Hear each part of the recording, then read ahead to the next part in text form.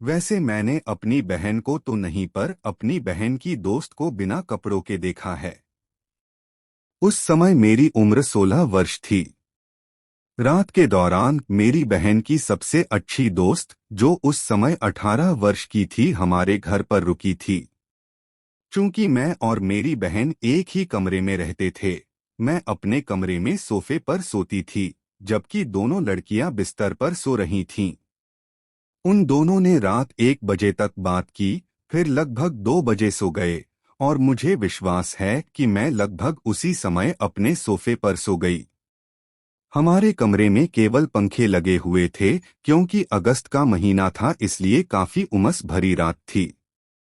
सुबह के 4 बजे थे जब मैं पसीने से लथपथ होकर उठी।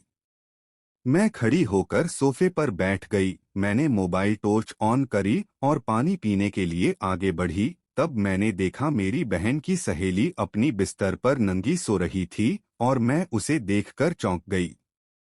जब हम सो रहे थे तो उसने एक लंबी टी शर्ट पहनी थी। अब मुझे एहसास हुआ कि वह पूरी नंगी सो रही थी, क्योंकि उसने अपनी टी शर्ट के अंदर कुछ भी नहीं पहना था। उमस मौसम के कारण उसकी टी शर्ट फर्श पर थी, जिससे पता चलता है कि उसने सोते समय गलती से अपने कपड़े उतार दिए थे। मैंने पहली बार अपने अलावा किसी और लड़की को बिना कपड़ों के देखा था।